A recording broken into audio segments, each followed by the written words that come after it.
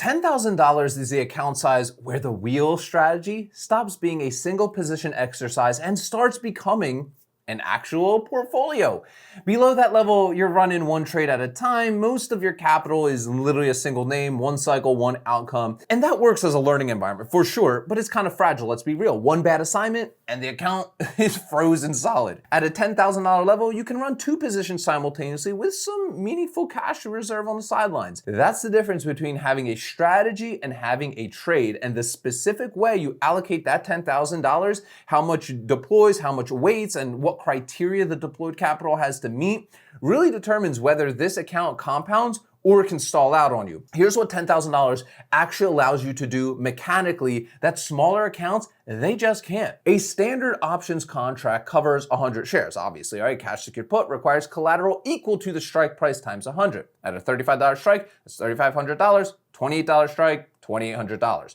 With $10,000 in capital and a commitment to keeping a reserve, more on the exact amount in just a moment, you can now run two simultaneous put positions in the $20 to $35 range while also maintaining enough cash to absorb any kind of adverse outcomes that may occur. And that simultaneous two position structure is what can start really creating some income diversification. Two positions in different sectors with different expiration cycles means that one bad week for one sector doesn't stop all your income coming in. The second position continues to work. That's a portfolio behavior that a single position account simply can't replicate for us. The other thing $10,000 also unlocks is access to higher quality options, okay? Stocks in the 25 to 40 range with established dividend histories, liquid options markets, and tight bid-ask spreads. Below $20, you're often kind of fighting that wide spread and thin open interest. At $28 to $35 range, you're in the range where institutional options activity keeps the market liquid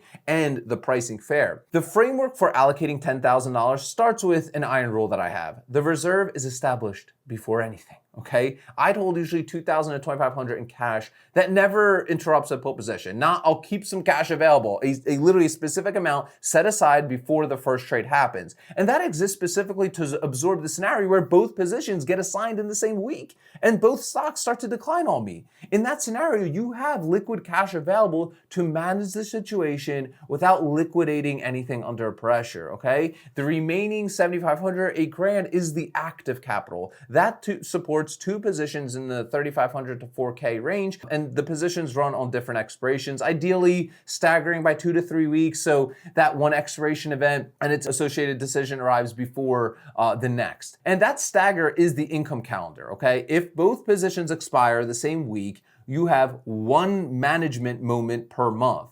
If they expire in different weeks, you have a steady kind of cadence of decisions to make and more frequent premium events across the full cycle. Now, I go deeper into the full Ark Options strategy at the Ark Options workshop. Make sure to attend that. I also give you my 15 favorite stocks, all under $30 at the end of it. That's the first link in the description of today's video. Make sure to watch that after today's video. I go way more in depth there. Now, let's talk about the scan criteria for this kind of account size. With two positions to fill and around $4,000 in collateral, right? The scan criteria needs to be specific. Not every stock in the price range qualifies. Here's what I'd personally look for. Around $25 to $40 price per share. This keeps the collateral requirement appropriate to the account size and typically corresponds to stocks with some established histories rather than speculative early stage stuff. I like dividend history, at least 3 to 5 years of consecutive payments, not because the dividend is the primary objective here for us, but because the consistent dividend payment is a proxy for the kind of business discipline that tends to produce stable stock price behavior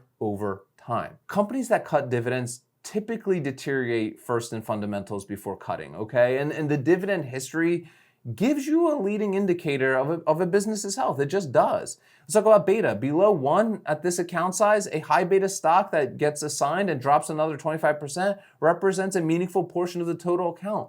Stocks that move less than the market on average produce more predictable assignment scenarios and way more manageable covered call phases for us, which is so important. Let's talk about options liquidity. Open interest above 500 contracts on the specific put you're considering and a bid-ask spread under 20 cents. Anything wider and the friction cost becomes a real drag on a small account where each contract really literally matters. Let's talk about how the two positions work together though, okay? This is important because the two positions should serve different functions, not just be two picks from the same exact sector. Position 1 is the conservative anchor, a lower beta stock, probably a dividend payer in a, let's say, consumer staples, healthcare, or some utilities. The premium will be modest, maybe 1.5% to 2% per cycle. The assignment scenario is comfortable. This position's job is consistency and capital preservation. Position 2 has a slightly more premium potential, okay? A mid-cap industrial or financial that pulled back meaningfully, still quality, still dividend paying, but with a higher IV that generates a richer premium for us, maybe 2.5% to 3% a cycle. This position's job is to amplify the total income without introducing a lot of speculative risk. The combination conservative anchor plus modest premium complement produces a blend return that's better than either alone without requiring speculative names that would make the account completely unstable. Let's talk about the covered call phase with these two, okay?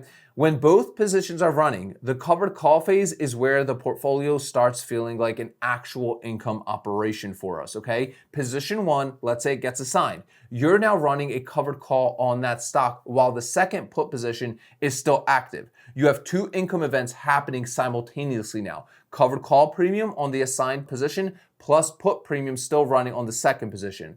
That overlap is what makes the portfolio feel different from a single position account. Okay, the covered call on the assigned position should be sold at the strike above your effective cost basis, right? Strike minus premium already collected. On a $35 put collected for $80, the effective basis is $34.20. A covered call at $36 or $37 generates income while keeping the exit price above our actual break even. And that discipline, never selling covered calls below effective cost basis on a core position, keeps the covered call phase from locking in a loss while feeling like active management, like all the time. A $10,000 wheel account is the minimum viable portfolio in my opinion. Two positions, a funded reserve, staggering those expirations around, and a scan process that prioritizes quality over premium is all it takes to build an account that behaves like a system rather than a series of isolated bets. The compounding over time on this kind of structure works because the reserve is never touched. The premium stays in the account and the covered call phase on assigned positions continues generating income without interrupting the new put positions running simultaneously. The investor who treats $10,000 the same way they treat $100,000, disciplined allocation, quality selection, reserve maintained, builds the habits that make the larger account work when they get there, okay? The investor who treats $10,000 as a gambling money learns very expensive lessons that the account literally may not ever recover from. And here's how I personally run the first 3 months of a fresh $10,000 account if I was starting over. Month 1, I'd set the reserve of $2,000 before opening any position. Research 5 or 6 qualifying stocks using the scan criteria, pick 2 that best fit the conservative anchor, plus the modest complement structure, staggered those expirations by 2 weeks, and I'd open both up. Month 2, I'd manage the first expiration. I'd take assignment if it happens, I'd sell covered calls immediately, I'd open the replacement put on the second half of the schedule, and I'd review both positions for any fundamental changes that may have occurred. Month 3, the account is running on a proper 2-position cycle. Premium is arriving on a staggered schedule, the reserves are intact, covered call income is supplementing put income when assignment occurs. At 3 months, you have enough data to really evaluate whether the position selection process is working and whether any adjustments are going to be needed. You're not evaluating the strategy, right? 3 months is too short for that. You're evaluating whether the execution matches the design.